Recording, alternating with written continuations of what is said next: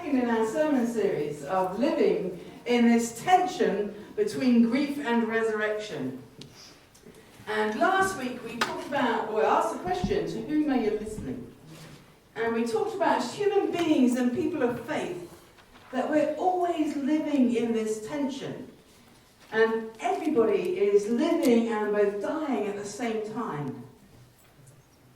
And most of us have experienced loss, whether it's a job or a person, a situation.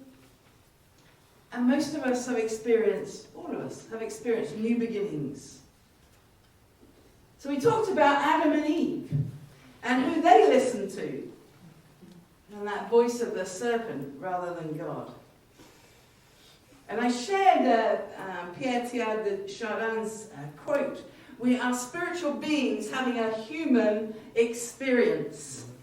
And that it's time to stop listening to those around us and listening to God. And letting our spirits connect with God. So having preached that for all of you last week, it was for me, and us, I typically write my sermons on Fridays. It's just a pattern I've gotten into. Can't wait till Saturdays. It's far too late and I get into panic. And definitely, like some of my colleagues, I definitely can't wait till Sunday morning.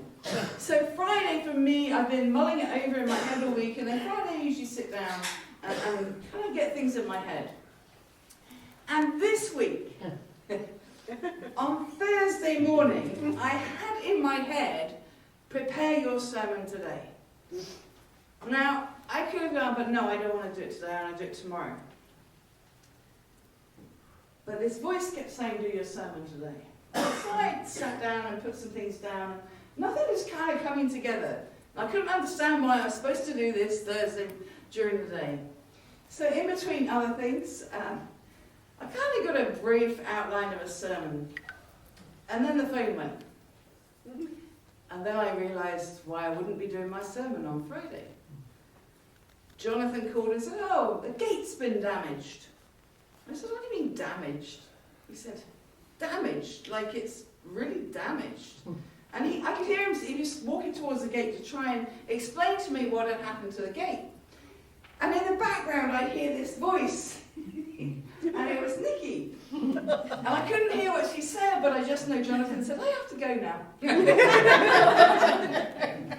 And she'd come into the church and not realising, because nothing had been damaged in here, went through the door and went, oh, there was stuff everywhere. I can't even begin to tell you.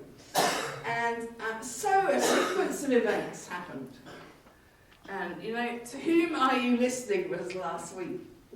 But this week's theme, how can this be? And I've heard questions, you know, that TV20 came and asked, you know, are you annoyed? Do you feel annoyed that it happened in a church? And they didn't put this bit on the news. I don't know why. But they said, are we arrogant enough to think that we wouldn't get burgled? I mean, really? Are we arrogant enough to think that we are the only place in the world that would not get burgled? How can this be? Somebody in their life, and maybe, well, anyway, somebody in their life had needs, and the only way they felt that they could meet their needs was by taking from us. But not just us, because they also burgled another church at the same time. Well, not exactly the same time, a little later. And this whole sequence of events, just, how can this be? Because they left a machete here. They left a bottle of Mountain Dew here with their DNA on it. They left items with blood on it with their DNA. They went and burgled another church, and this is the crunch. They left their wallet there.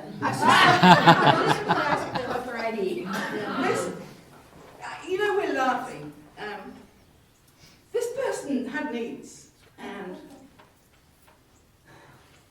how can it be that they could not ask for what they needed? How could they not come and ask and a church that is willing to step outside of its box and help. Yep. How can it be? And through this sequence of events, we put things up on Facebook. If you saw anything, let us know. And then Friday comes and we're trying to go through everything and see what's missing, because we still don't know what's missing, and we keep finding other things that are missing. And then, the biggest thing that's missing, we realise. The van. How we missed it, I'm not sure, but we missed it. It was dark. So we phoned up the police and they, took that report, and we put that out on Facebook, and our posts reached over 15,000 people. The good of Facebook.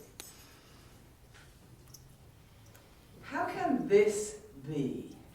Because somebody from our St. Augustine church, who is a truck driver, knew nothing about our burglary, knew nothing about the van being stolen, was driving along I-10 westbound and saw our van on the hard shoulder eastbound and pulled over and rang the church in St. Augustine, who rang us.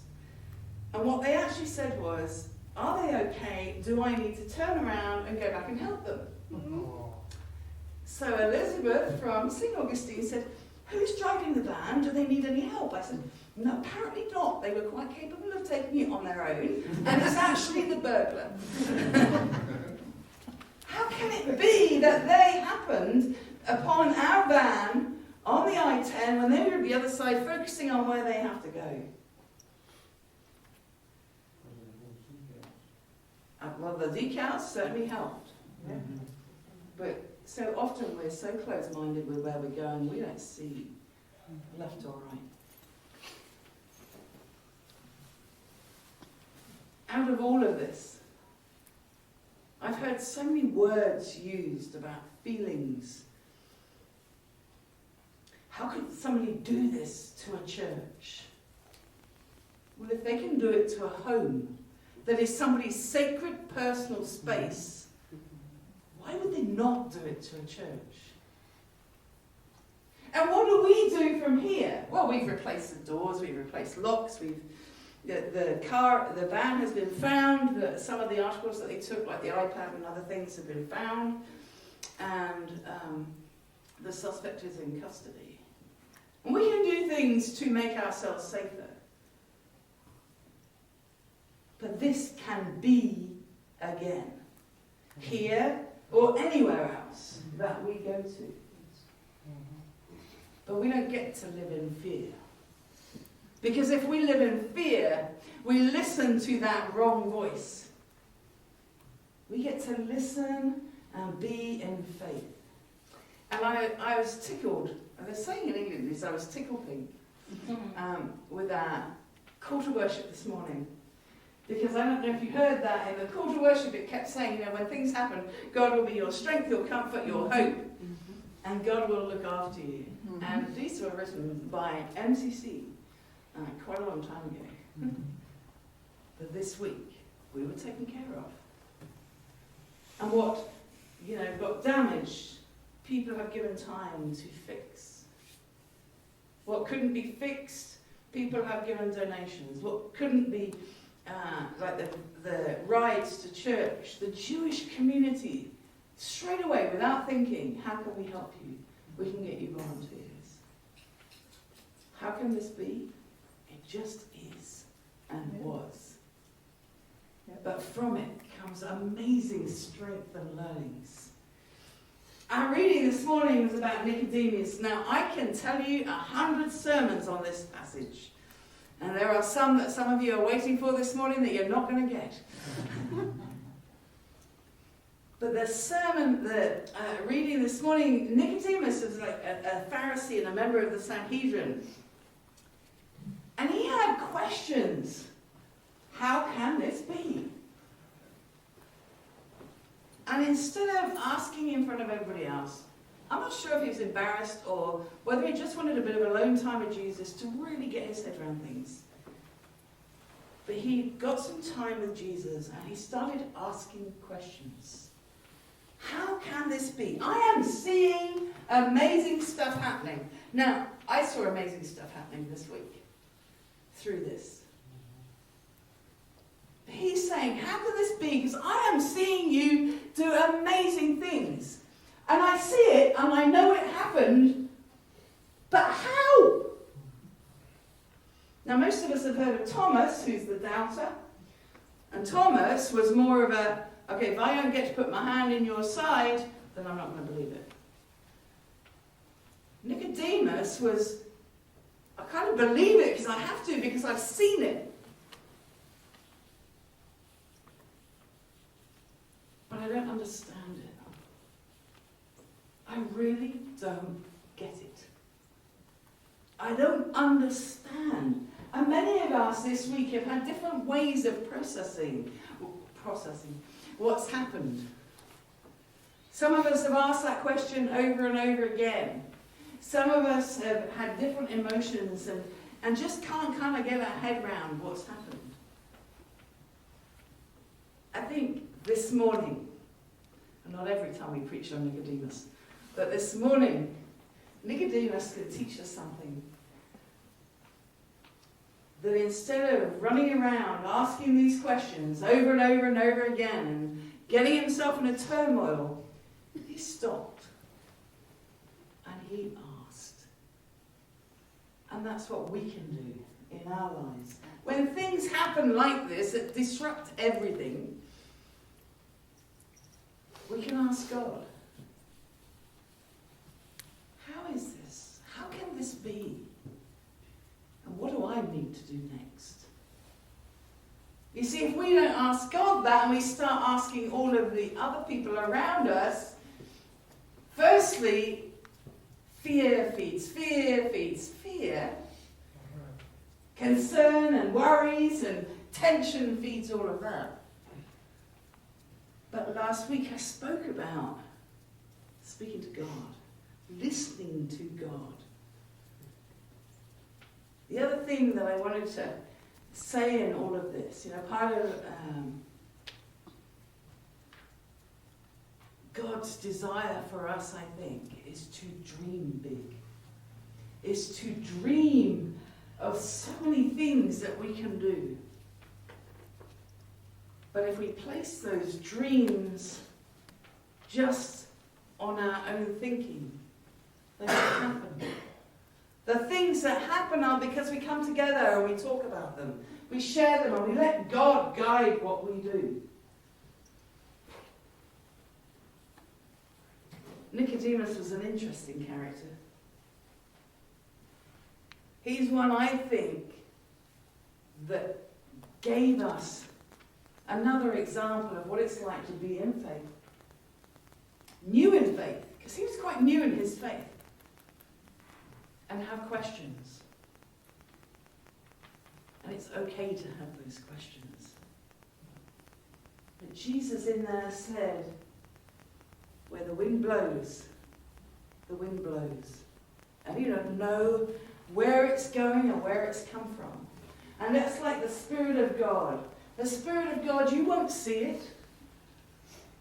Not it. You won't know where it's come physically from, but you will feel it. In all situations, you will feel the Spirit of God if you just allow it to work in you and in us as a community. Life is disappointing at times, and even hurtful. And that's the tension that we play with in this sermon series. And sometimes we feel that our long-held dreams will never, ever happen.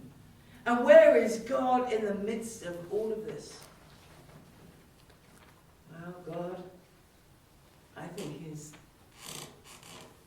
right here, right now. Somebody asked the question, where was God in this? How could God let this happen? I want to finish with, I believe that God listens. But it doesn't mean God's going to grant us 3 wishes like the genie. I believe God listens, but it doesn't mean that if we cry out for something it will happen. And I believe that God listens and allows the Spirit to blow through us, but can't change what those who won't listen will do. And so my prayer for each of us, as we still, for some people, are processing what happened this week, is that you will pray for the person whose life now has been changed. The person is to be charged with armed burglary. And so they have a long prison sentence. And in that time, my prayer, and as I say, I hope you will join me in that, is that that person will listen to the Spirit, to God, and allow that Spirit to blow freely through him so that he can find a way forward. May it be so.